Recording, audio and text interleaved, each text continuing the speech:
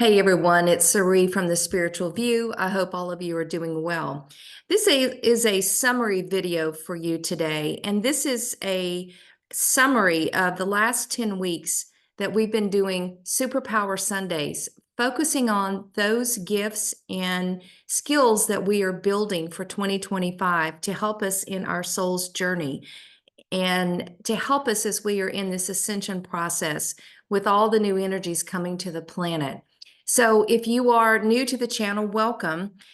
We've done individual videos over the last 10 Sundays, but this is really a summary that you can listen to if you've not tuned into any of the other videos. So I want to share my screen today with you and just to go over what are the 10 superpowers for 2025. And curiously enough, these were given to me in the night before I would record my session. And when I started, I wasn't really sure why I was being given these capabilities or skills that we were being given the opportunity to focus on. And it didn't dawn on me until the end that this was the real reason why we're practicing these. So I'm going to pull these up for you and go through them one at a time. And just to give you a summary. So this is a timeless video, and you can look at this anytime and refer back to it. But you might want to take a screenshot of these 10 superpowers. If you'd like to go back and look at the individual videos, you can go back to the channel on our YouTube channel and you can search for the videos. So these are the top superpowers, if you will, for Ascension for 2025. The first one that we covered was, how do we stay as the observer and not engage in the drama? And many of you have experienced drama around you, whether it be in the news, with political perspectives, polarized perspectives, family members, you name it, people trying to entertain you into their drama. And the way that we get through the energies, the polarity of these energies, is really to stay as much as we can in the observer mode. You can observe what's around you. However, you don't necessarily have to get engaged with it. And it's an opportunity for us to practice what Pam Gregory, who is a UK astrologer, calls sitting on your eagle's perch, from up above and looking down below, observing and watching, but not getting involved in the fray. Number two, how do we stay in the heart and not in the head? Many of us have been trained in this third dimensional perspective, especially those who've been in the business world, to stay in the head. Because the more that we stay in our thoughts, the more that we don't have to feel or to focus on how our feelings and our heart center are really our guidepost of how we move forward. So staying in the heart is actually a superpower. And it is through the heart center that we connect through the divine. So if you're one like me, who spent many years in the corporate world, staying in the head was kind of your safety valve.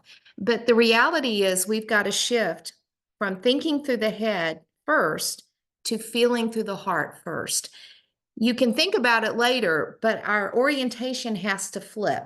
So anytime you find yourself being stuck in your head, remember to drop down into the heart, because the heart center is where you will be connecting to your intuition, to your knowingness, and to the divine. Number three, how do we focus on the present moment? The past is behind us.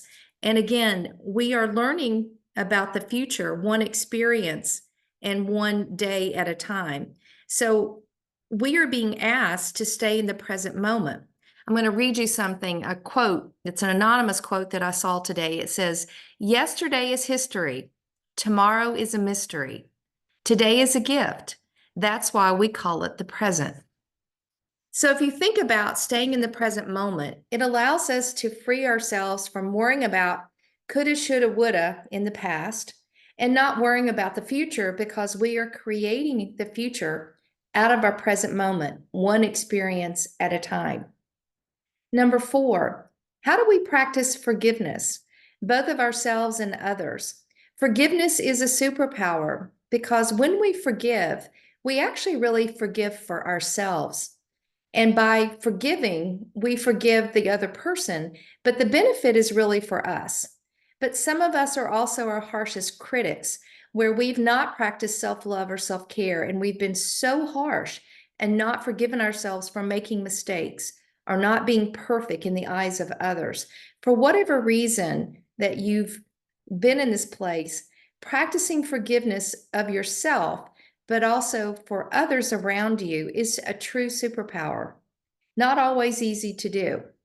Number 5, how do we express gratitude for the lessons?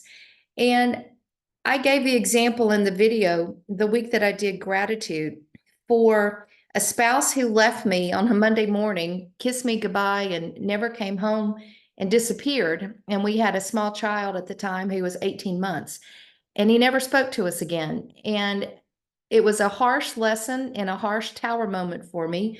But many years later, what I recognize is how much that experience shaped me to be the best parent and to be the best version of myself that I could be, because I wasn't going to allow myself to become a victim of someone else's behavior. So I have a lot of gratitude now. It came through a lot of hard lessons and a lot of reflection, but sometimes our lessons happen for us and not to us. And so being able to step back and express gratitude is truly a superpower for this year. Number 6, exercise discernment. And the Queen of Swords in tarot to me is the ultimate card of discernment. Who is actually in the boat with us as we are navigating this spiritual journey of expansion and ascension? And who are the naysayers? Who's not supporting you? And do those people need to be in your camp, or do you need to move on from certain relationships? So the ability to exercise discernment allows us to understand who really has our back as we are showing the world who we truly are as souls and who doesn't support that. And anyone who doesn't and doesn't support the true authentic you need to decide, do I need to discern, do they stay in my life or do they go?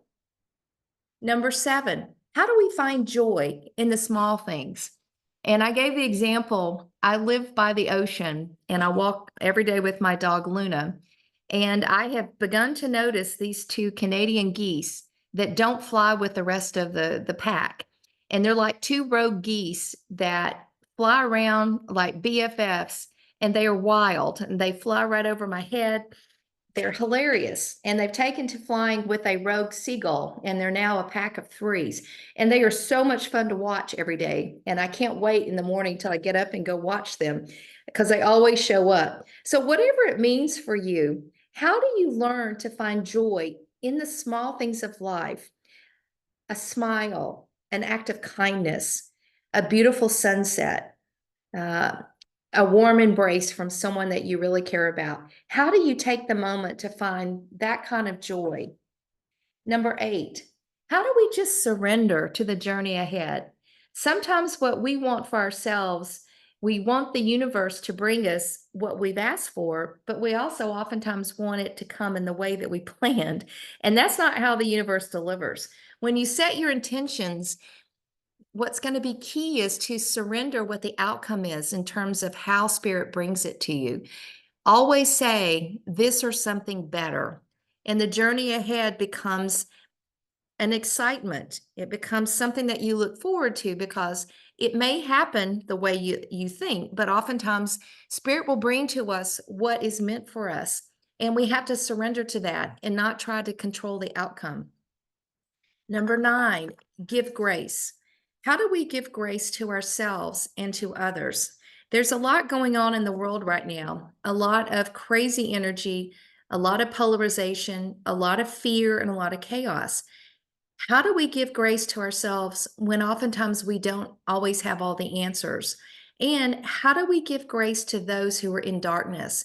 And if you're like me, I'm watching lots of people react very much in extremes. It's not subtle. It's extremes in public, it's extremes on airplanes. It's how they respond to their fellow human, sometimes lack thereof. I've been seeing a lot of lack of humanity. And how do we give grace to people to say, I get what they're going through and they're struggling? And how do we give grace to ourselves for not being perfect or not having done all the things that we thought we were supposed to have done in a day or in our lifetime. Giving grace right now needs to go a long way. And so if we can give grace to all those around us and take a deep breath and give grace to ourselves and be kind to ourselves, that is another superpower. And the last one, and it's interesting because it's called Illuminate the Path. And I said, can I just say shine the light? And they're like, nope. It's we are to be the lighthouse for others. And so think about yourself as this beautiful, radiant light of energy that's walking through the streets or walking through the grocery store. You might be at Costco, you might be in a movie theater, you might be in a grocery store, wherever it is you are. Think of this beautiful, radiant light that beams out from you, and that everyone and everything around you is in darkness. Now, that's not always the case, but I'm giving you this mental picture of how it feels to shine your light. We are being asked to be the lighthouse, and I volunteer as a docent in a lighthouse very close to me. It's the oldest lighthouse that's working or functioning on the West Coast, built in 1855. So it's 175 years old this year. And that lighthouse is really important because it shines the light out 17 miles on a clear day. And sailors still navigate by this lighthouse, even though we still have modern GPS. And the lighthouse is just there. It stands tall, it is firm, it is stable, it is secure. So part of our roles as we are practicing our superpowers is to stand tall in our truth, to be safe and firm and secure, and to provide almost like safety in the harbor, if you will. But think of yourself as this beautiful, radiant white light that shines this beautiful light out into the darkness where other souls are struggling. They are looking for the light. They are looking for direction and a path ahead. So I asked the question to Spirit, okay, we've got these 10 superpowers. Can you show me what they mean and why they're important? And what I was shown was in a meditation, and that these superpowers are the accelerator for us for jumping timelines in our ascension process. And they showed me, it was like a model of the earth, and they showed me all these ley lines. So think of like almost like a spider web out into the universe connected to the earth, and the earth had these around it, but I also saw all these lines out in space. And I saw myself jumping timelines, and I was jumping over these grid lines again and again. And I could see people that I knew, other souls doing the same thing. And so it was a mental picture that I was given, but it was a quantum picture of the quantum timeline. And so we're moving out of linear time and the past, present, and future into what we call all time, where everything, all our past timelines, everything's coming into the present, and that we are no longer going to be held captive by linear time, but we're moving into the quantum field where we have parallel realities going on at one time. And as we are ascending in our spiritual journey, we have the opportunity to raise our vibration, to be in that vibration of love, and jump timelines into the highest version of who we are as souls. And this is about soul mastery, people. I didn't realize when I was doing these and when I started, I was just asked to do them and I did them every week, but I was not given an end result of why it matters. If you think about these 10, and I'm going to go back to them, some of them are very simple, but they're oftentimes are difficult to practice or to master because they take a lot of patience. I'm an Aries sun, and I want to get everything done yesterday. And the part about being the lighthouse, you don't have to do anything. It's around residing in that beautiful vibration of love and just standing tall and being there for others. It's a being exercise and not a doing exercise. So if you kind of look at all of these, some of these may be more challenging than others. Some of them may be easier than others.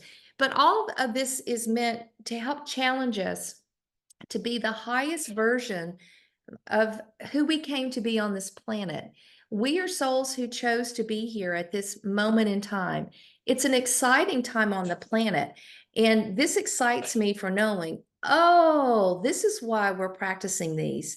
These powers help us accelerate our spiritual journey. They help us stay in this beautiful vibration of love. They help us move in the quantum field. And we are moving into this ascension process very rapidly. And we have everything that we need to make us stronger, wiser, more powerful as souls, because we came here at this time to be the lighthouse, to be the way showers, to be star seeds, whichever one or however you identify, it doesn't matter. You are here to be the highest version of your soul and your soul's expression.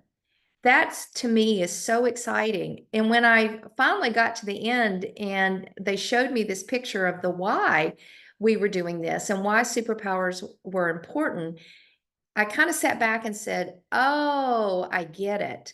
So hopefully this video makes some sense to you. And I hope that you can take these 10 superpowers and play with them and practice with them, print off the sheet and keep it with you, just as a reminder that we are here to be the highest version of our soul's expression. And this is a video of soul mastery. It excites me, it thrills me, it frustrates me because some days are better than others. So we're not all perfect and we're not going to get there in one day. So give yourself grace and patience to practice these and look with curiosity around your reactions. Which of these are more challenging for you? In fact, I would love to know in the comments which one for you is your greatest challenge and which one for you is the easiest to master. I would love to get your feedback. But again, thank you for listening today. And this is a reflection of 10 Superpower Sundays